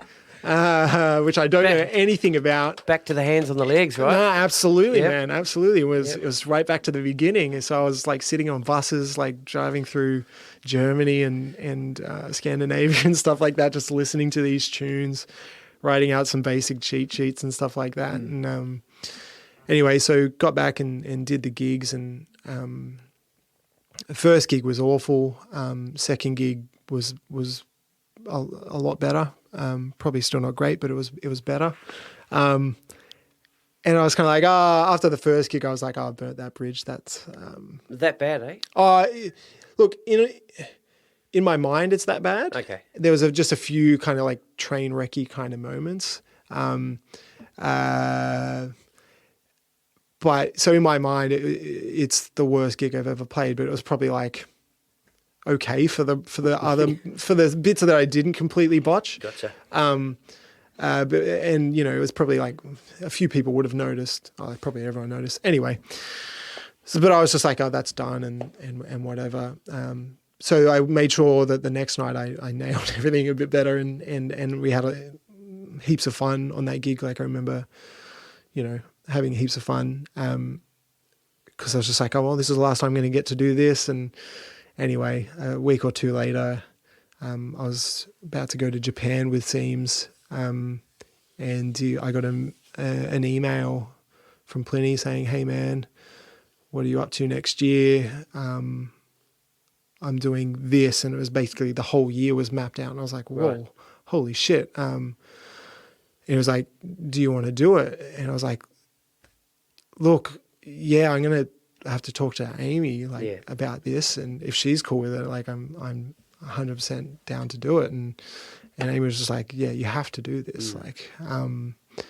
And that was the beginning of that. So that first year I went to my third gig with Plini was in India, of all places. It was one of those things where it's like, I never thought I'd go to India, let alone get paid to go there to play music. That's so kind of weird. So we went to India and Nepal. So I think we were, 2 weeks there. Then I got back and we recorded some stuff.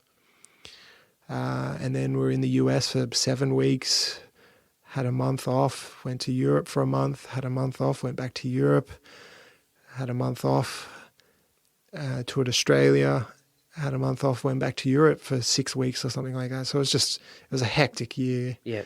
Hectic first year and that was a big learning experience. Just into how that side of touring works. Like I'd done some tours of Australia. It's a different vibe when at least for me it was anyway. So in what way specifically? Well, how everything's mapped out and schedule and well, and it's just the length of it as well. Like, the length, okay. Like touring Australia, like if you're doing capital cities, it's 5 days, versus 7 weeks or whatever it was. Like that's just the mindset that you need to have to get through that.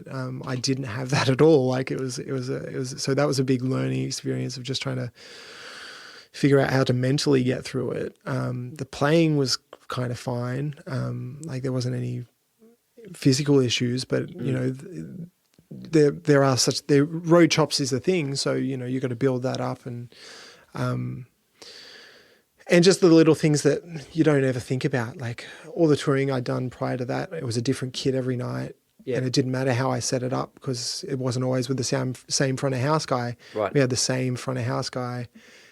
And he was like, nah, man, you need to set that shit up the same every night. And I was like, why, man? I don't give, like, it doesn't bother me. He goes, it bothers me. Yeah. It helps me get a more consistent show if you're setting the same. And I was like, okay, Gotcha. sure. Right. Okay. So, I'm very vigilant about that sort of stuff now, but that was not something I ever thought about, at all, prior to that. So just things like that, and just making sure you're there for your load in and your sound check, and you're not, things like, finishing on stage and then just standing there and talking to people, like you've probably seen people do that. And it's just like, no, man, get off the stage. Like, this is not your time. Your stage time is over. Get off. Yep. Because, that the first US tour was a support tour. So Yeah. we were direct support for British band Tesseract. So it was like, yeah, okay, right. You've Just gone, grab your gear. Yeah, Get off. get off and pack it away straight away, all that sort of stuff. Like, so it was a big learning experience, and just figuring out how all that kind of stuff worked, and was a big learning experience, at least for me. Like, was not necessarily that it was a big learning experience, but I just think that that type of stuff differentiates just playing locally versus doing that type of stuff. That's like one thing that I've noticed, like, because you see, like, over the weekend we did gigs and there was support bands in there having chats after they finished the gig, and Yeah. I'm just like, come on, man, like, what the hell? Like, get the hell off the stage. Gotcha. I'm not getting angry at them, but in my mind I'm just going, come on, man, I got to set up my shit too. Yeah. So it's just, little things like that you can only probably learn by doing it, rather than you're not going to learn that at music school, or that's like the least sexy Instagram lesson you could probably ever talk about is something like that. You know what I mean? Like, that's not getting many clicks for you or anything like that. But in all honesty, that's being on top of stuff like that is going to keep you employed, and it was just little things like that you just would never think about necessarily until you're in there and you kind of realize, oh, okay, yeah, this isn't, there's a lot of people, working in to get to the same thing, like all the crew, et cetera, we've all got one thing to do, and that's make this show happen. So let's work with everyone and not be a dick and all that sort of stuff. So, so it was a big learning experience, and just, it was also like, it was interesting, particularly that first year, because no one knew who I was. Like, I was an unknown, and I still am realistically like an unknown entity compared to the drummers that had previously played for Plini. So Marco Miniman, like, I knew about him when I was 17 years old. Yep. You know what I mean? And then Troy he's like a very, very popular drummer. Like, obviously he got a big thing going on YouTube, and had been playing for Plini for a couple of years by that stage. So he'd established himself as, like, the amazing drummer that he is. And then it's like, who the fuck is this guy coming up next? So it was just like kind of figuring out the mental side of entering that as well. That was a big thing, because because it's all of a sudden a lot of people don't like you, and that's new. That's news to that's a new sensation. You know what I mean? Not that I was, not that I'm saying I was super popular or anything, but it's just like, oh, okay, yeah, these people are not happy with me at all, because they want Troy back. Wow.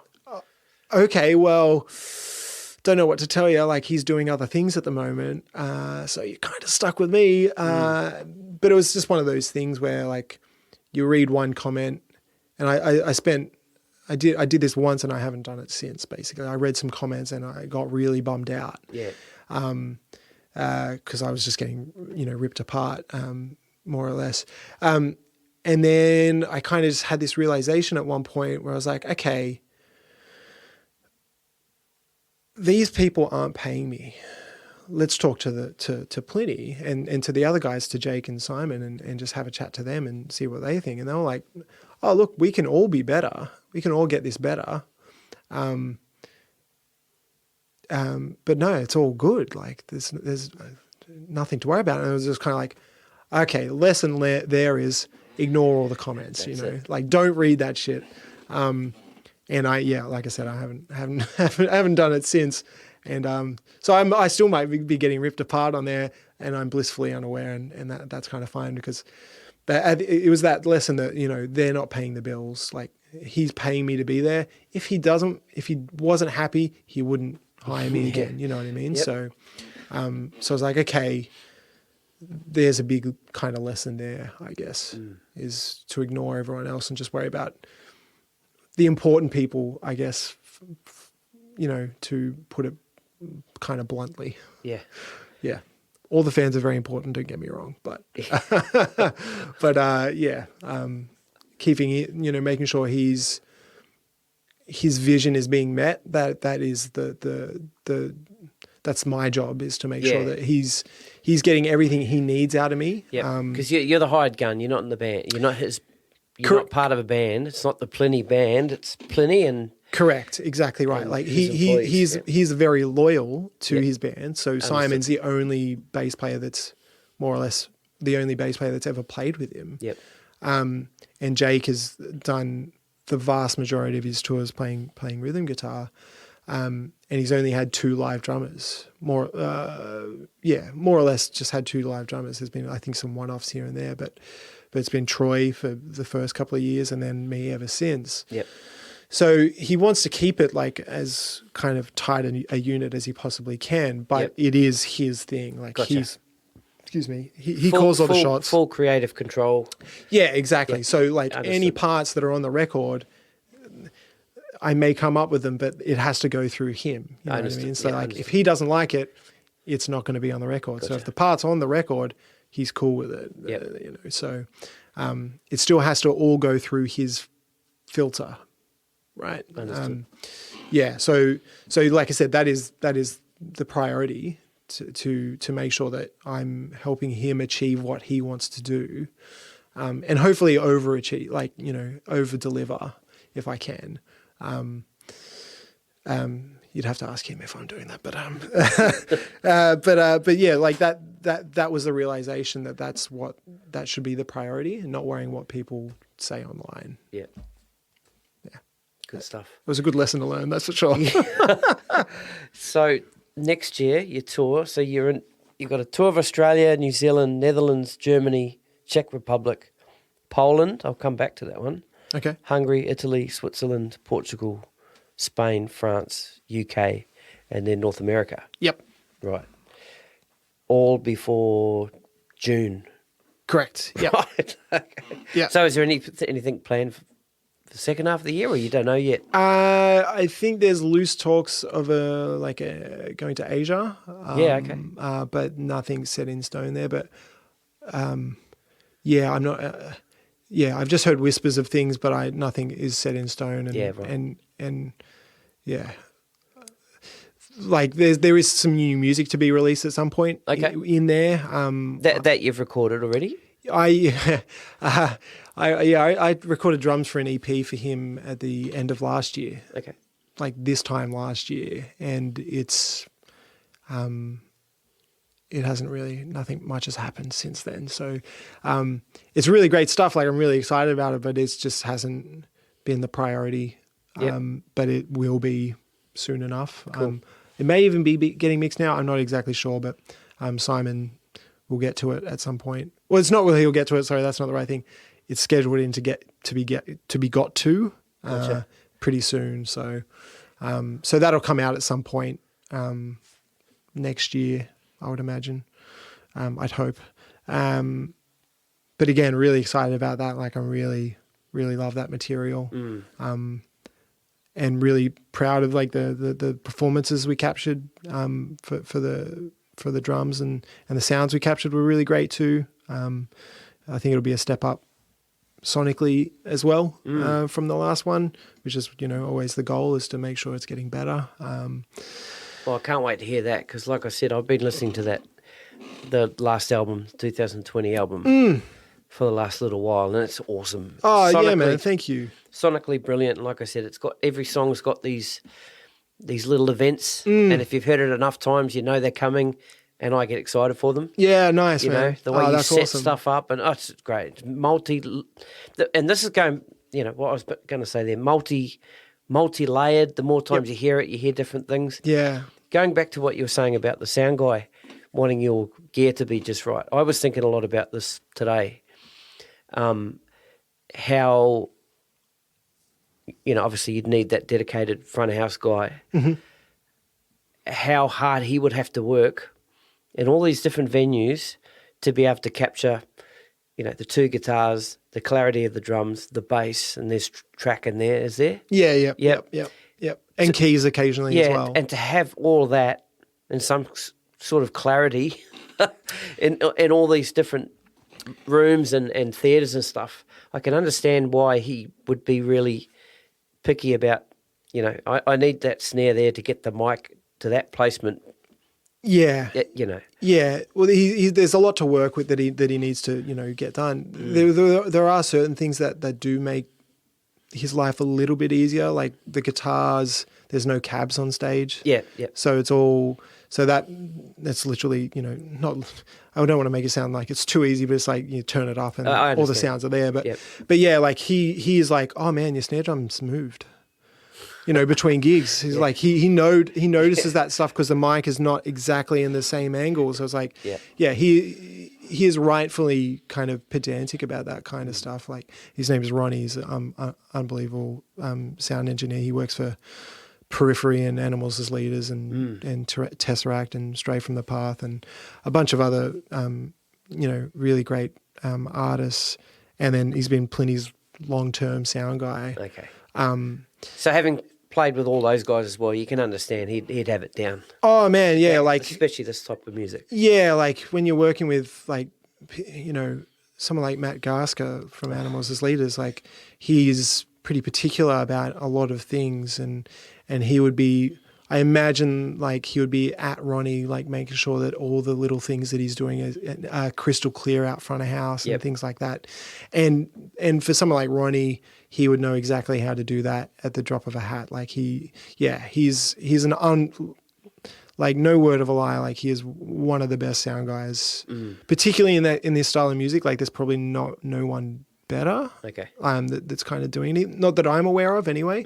And we have a really great working relationship, and he's really phenomenal, and it's just things like he's constantly getting better as well, but the main thing is he just gives a shit. Like gives a shit. That's that's a big one, eh? Yeah, and that's, you know, it's not just another gig. It's like, no, he wants to, you know, he wants to knock it out of the park every night too, and like he wants it to get better. So,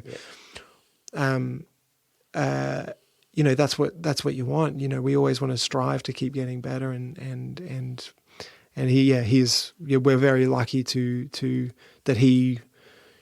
that we've been able to hold on to him, you know, and that he really enjoys the music and really loves, you know, we all get along super well, like I said before. There's, you know, I've been more or less playing with Plini now for 4 and a bit years, and there's been no arguments ever between anyone. That's good, eh? Which is pretty remarkable, and we get along really, really well, and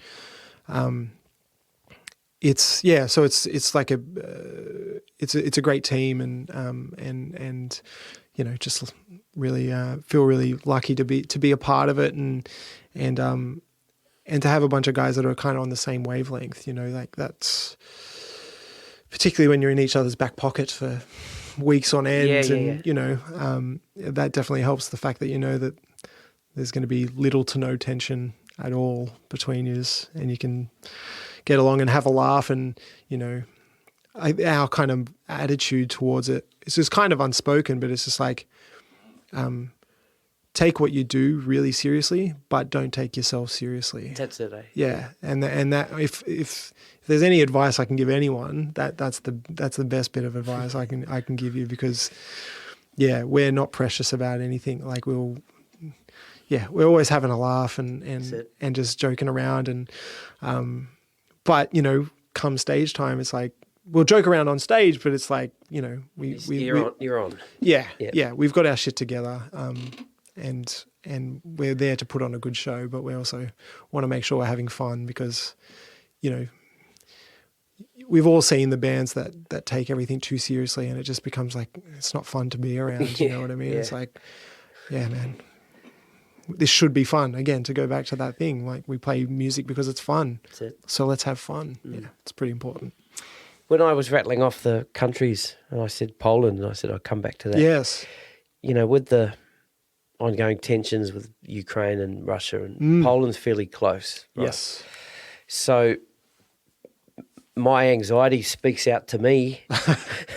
You know, I haven't travelled, and you know I've got a bit of anxiety towards that kind of stuff. Sure. I know if like just reading that myself, I got a little bit of a flutter. Okay, right? sorry about that. No. But I'll be here. Don't worry about that. Right. Okay. No. Good, But good. so I'm just saying from your side of it and as a band side of it, you know, how do you discuss those kind of locations, not getting into too much of the politics of it and the danger and... No. We were actually meant to go to Russia this year. Okay. But obviously that got that fell apart pretty quickly, like and as it, you know, should have. But no, like it's not discussed, to be honest. Like it's just like this, here's the dates. Yeah. Maybe if one of us had a particular issue with it, it would be discussed, but I think we would also trust that everything's being done above board, you know, like it's not, we will be safe. Yeah. We're touring with a Polish band. Okay. So Jakub Zatecki is the direct support for that tour and his trio, and they're an unbelievable band, and we've done some shows with them before, and Jakub's played rhythm guitar for Plini on a tour or two as well. So like, it'll be, we're pretty confident it'll be safe. And, you know, where are we coming from before Poland? Hungary, is that right? Czech Republic? Czech Republic, okay. So it'll all be routed in a way that'll be, excuse me, I assume as safe as possible. But that is a great question. Maybe I should Well, ask that. I feel better now. Okay, well that's good. But no, it should be fine. Like, unless, you know, obviously that's what, 3 or 4 months away. Yeah. Anything can happen in 3 or 4 months. Like at the start of the year, I thought I was going to Russia this year, and then in a day that quickly did not happen. You know what I mean? So, so, you know, it remains to be seen. But at this stage, like I'm not worried about that. Maybe that was a bit of a strange question, and I'll listen back and see if I'll keep that in there. But I think that was maybe more for me. No. But I think that's fair enough because, you know, like I do think it's a fair enough question, and it's honestly just not something that it's not that I hadn't thought about it, but it's not, I guess I'm just not concerned about it. Yeah, that's cool. But I can only speak for myself. Gotcha. You know, other people in the touring party may have concerns that just haven't been voiced. Mm-hmm. But that I think it's a legitimate and fair enough question. Cool. But I think we only got one date there, so it'll be in and out. So maybe it'll be even quicker now. But one thing I saw online today, you joined something called Quan. Yeah, Quan. Yeah. Right. So that's like it's like an online teaching. Yeah. So it's a thing that Plini helped develop with Matt Halpern from Periphery. Mm-hmm. So they were just having a conversation one day about kind of bridging the gap between like Instagram Q&As and then a one-on-one lesson. Yep. So like if some people might have like a question that they don't want to go into a whole lesson and pay for the full hour of someone's time or something to ask a 3-minute, you know, question that's 3 minutes, has a 3-minute answer, but, you know, maybe would just get ignored for a free Instagram thing, you know what I mean? So like maybe this can be a way that we can bridge the gap between those two things and just give the kind of fan an opportunity to ask, you know, this person that they look up to a question whilst ensuring they'll get an answer. Yeah. But still there being value. But still looking after the artist's time and kind of their knowledge base, or however you want to kind of think about IP, whatever. I think it's great. Yeah, it's in its infancy still. Like I think they launched a little while ago, but I think they're just rejigging a few things to just from feedback and things like that. But I think it's got a lot of legs to it. Like I think the idea is a great one. I think it just, the more that the word kind of gets out about it, the more people will start to check it out. But I think I think it does a great job of bridging that gap. Because like you set the price of, like, if as an artist on there, I would set the price for, like, what 5 minutes of my time is to kind of get an answer or whatever, and I can go beyond that if I want, like, but the price is kind of set at that, and you can have back and forth. So if there's follow-up questions, you can ask that for no charge. So I think it's a neat little thing, and I think it is too. And it's again, like if I were to think back to being a younger musician, and if I could have messaged Portnoy and asked him a question about, hey man, what the hell's going on in this one bar of the Dance of Eternity? Man, I would have done that for $10, what I mean? Or whatever. But I didn't have that at the time, so it's like, I think the access that people do have to, fans do have to their favorite artists is obviously, that's shrunk a lot over the last few years because of social media and whatnot. But this just ensures that everyone's kind of getting looked after, and you can have a direct contact with them and ensure you get an answer, rather than, maybe a DM getting left in the other folder. Yeah, exactly, or anything like that. So I think, there's definitely some legs to it. But when Plini approached me to check it out and kind of review it and whatnot, I was like, yeah, man, it's a great concept. Like I said, it is still early days, so hopefully it'll take off a little bit more in the new year, and more people will check it out, because I think it is a valuable tool for everyone involved. Yeah, very good. Yeah. What about your own music? Does Chris Allison write songs? Yes and no. I really leave all my original ideas to the band instrumental that I was talking about. That's as close as you'd probably ever get to Chris Allison solo music. I've toyed with the idea of trying to write songs, but I lack the ability to connect ideas from a compositional standpoint. I can write some ideas and I go, that's kind of cool. And it's like, well, I don't know where to go next. Just loop that idea. Yeah, what am I going to play this for 4 minutes? Yeah. It's like, no, I don't think I can do that. I at this point, I don't have that. I lack that ability. I think I like the idea of doing it. Yeah. So I'm not going to say I'll never do it, but at this point, it's instrumental kind of is that, and even that music takes forever to write. I don't know if you've heard any of that, but it's like, I did hear a bit of it. Yeah. It's over the top, like intense, really. It's not for everyone by any stretch of the imagination, and that's kind of the point. Yeah. But it takes so long to write that stuff, and because it's not a full-time band, obviously, like we don't make any money off of it. So it's like, okay, life needs to come first. But we've started writing again recently, which has been great, and we had our first gig in ages, like the start of the month, which was super fun to do again.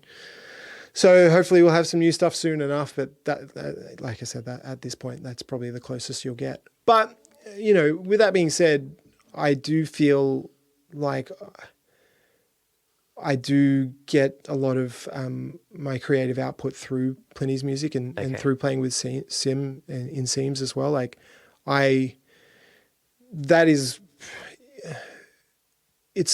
have to say that is my creative voice. Gotcha. Like that is my artistic voice on those things. on those records. So even though it's someone else's music, I still feel like that is me. It's not. I don't feel like I'm a reined-in version of myself, Gotcha. or I'm almost never told exactly what to play. Like, you need to play this exact thing here. Like, so I really do feel like I have a lot of my artistic voice gets let out through like some of those session work that I do with those guys, and so like I do feel lucky in that instance as well. Like they essentially pay for to have my artistic voice be part of their voice in a way. So that's pretty awesome, and again, very lucky to get to do that, and kind of have that outlet as well. So I guess that also plays into why like I don't feel the urge to necessarily just write music for myself. It's because I do get to do it anyway. Have my say anyway. Gotcha. Yeah, exactly. Yeah, very good. All right, Chris, I wish you all the best for your tour next year, and thank you. And have a good first Christmas with your little one. Yeah, man, very much looking forward to it. Yeah. He's not going to remember it, but that's that's totally fine. You will though. He'll remember it through photos, and exactly we definitely will. We're looking forward to it. But thank you so much, and Merry Christmas to you too, man. And when does the tour prep start to kick in? Personally, it's slowly begun, but we don't do rehearsals till mid-Jan, I think. Okay. We don't, it's not extensive rehearsals. A lot of it is this stuff. Yeah, so it's just we'll get together twice. So we'll have one rehearsal with just the band, and then do a production rehearsal, and that'll be it. And that'll probably be it for the year, to be honest. Like unless we do one before Europe and before the US as well, but we may not. Remains to be seen. But yeah, everything will kick off in earnest next year. Cool, man. Yeah. Hope to get to the Sydney gig. Yeah, man. Well, let us know. Let us know if you want to come along. Yep, we'll do. Yeah. Cool, Chris. Thanks, man. Thanks a lot, Stevie. Thanks for having us, man. Yeah, cheers, bud.